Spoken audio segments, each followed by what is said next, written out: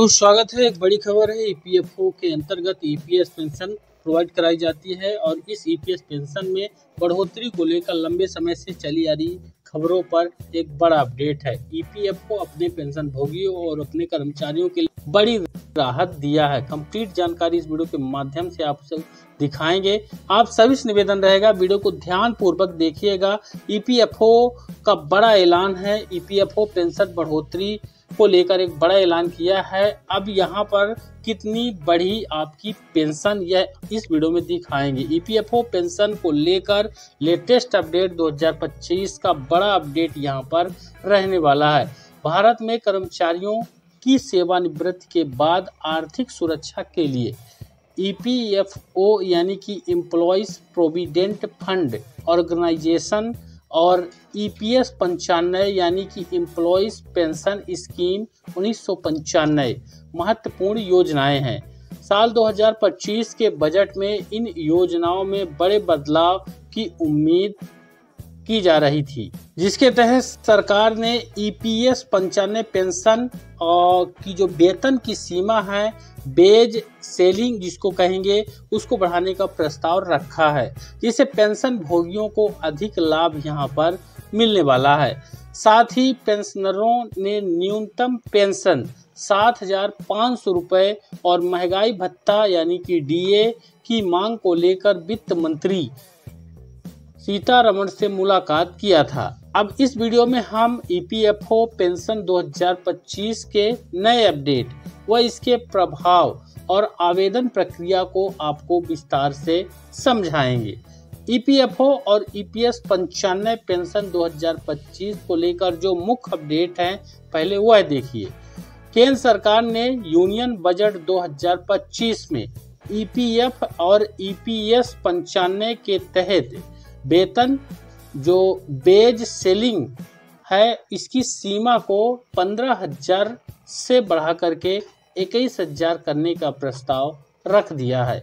इससे पेंशन भोगियों की मासिक पेंशन की राशि में उल्लेखनीय वृद्धि होगी। वर्तमान में ईपीएस 95 के तहत अधिकतम पेंशन 7,500 रुपये प्रति माह है। यह अधिकतम है और जो नई सीमा लागू होने पर 10,050 रुपये तक पहुंच सकती है।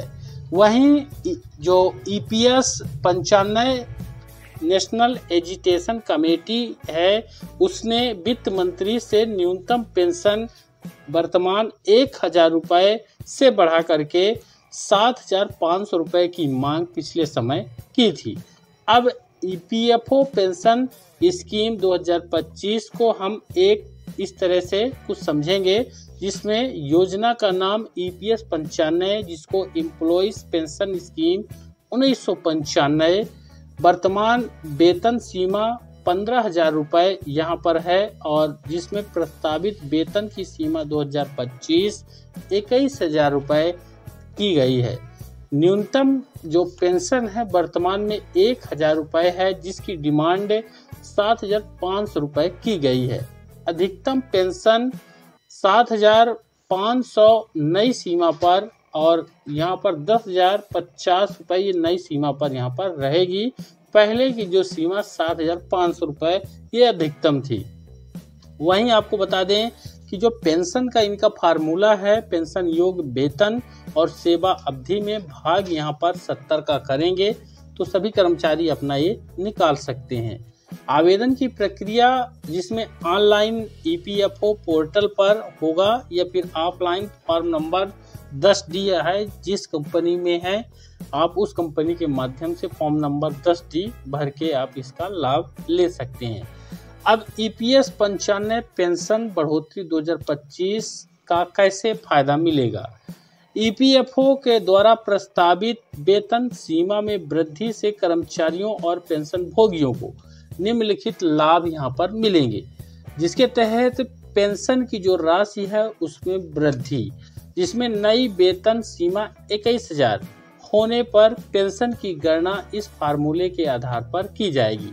फार्मूला देख लीजिए, जिसमें 21,000 गुणे 3570 और यहाँ पर आपका निकल आएगा 10,050 रुपये। तो यही यहाँ पर ये बराबर में है, 70 का भाग होगा जिसमें से 21,000 गुणे 35 और आपका जो लास्ट में 10,050, यानी वर्तमान में 7,500 जो अधिकतम पेंशन है की तुलना में जो 2,550 रुपये अब पेंशन भोगियों को अधिक मिलेंगे। न्यूनतम पेंशन की जो मांग 10 जनवरी 2025 को EPS 95 पेंशनरों के प्रतिनिधियों ने वित्त मंत्री से मुलाकात कर न्यूनतम पेंशन की राशि को बढ़ाने 7,500 रुपये और इसके साथ ही महंगाई भत्ते यानी DA देने की मांग रखी थी। अब उनका तर्क था कि वर्तमान 1,000 रुपये की जो पेंशन है वो जीवन यापन के लिए अपर्याप्त है। वही नियोक्ता का जो योगदान है वो यहाँ पर बढ़ जाएगा। वेतन सीमा बढ़ने से नियोक्ता का EPF में योगदान 8.33% बढ़ जाएगा, जिससे पेंशन के फंड और भी ज़्यादा मजबूत हो जाएंगे।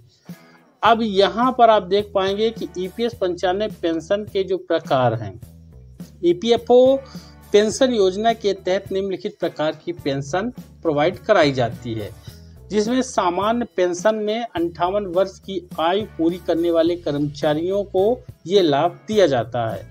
अकाल पेंशन है जिसको रिड्यूस्ड पेंशन कहते हैं, जिसमें 50 वर्ष की आयु से पहले पेंशन लेने पर पेंशन राशि 4% प्रति वर्ष ये कम हो जाएगी।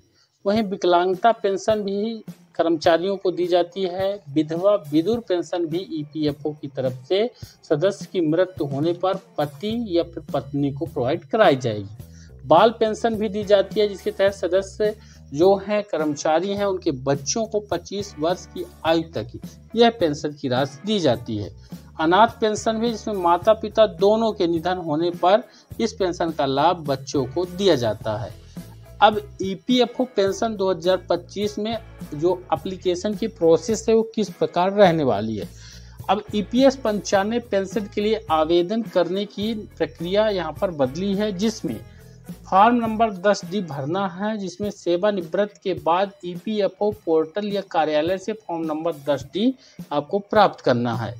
फिर इसके दस्तावेज जैसे कि आधार कार्ड, बैंक अकाउंट नंबर और उसका जो है फोटोकॉपी और सेवा प्रमाण पत्र ये आपके लिए अनिवार्य है, जिसमें PPO प्राप्त करना है। आवेदन स्वीकृत होने पर पेंशन पेमेंट ऑर्डर जिसको PPO जारी किया जाता है संबंधित कर्मचारियों के लिए।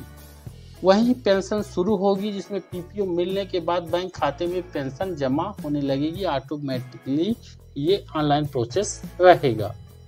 इसमें अब EPFO पेंशन को लेकर मुख्य समस्याएं भी सामने हैं। हालांकि सरकार ने पेंशन बढ़ाने का आश्वासन दिया था, लेकिन कुछ चुनौतियां हैं जो कि बाकी हैं, जैसे कि लंबित आवेदन। EPFO के कार्यालय में 3.1 लाख से अधिक पेंशन के आवेदन ऑलरेडी लंबित हैं, जिससे जो नए आवेदन होंगे उस प्रक्रिया में समय लगेगा। अपर्याप्त पेंशन 36.60 लाख पेंशन भोगियों को अभी भी 1,000 से कम पेंशन वर्तमान में मिल रही है। अब एम्प्लॉयर वेरिफिकेशन इशू को लेकर कई नियोक्ता पेंशन आवेदनों को वेरीफाई करने में देरी कर रहे हैं, जो कंपनियां होती हैं उनके द्वारा।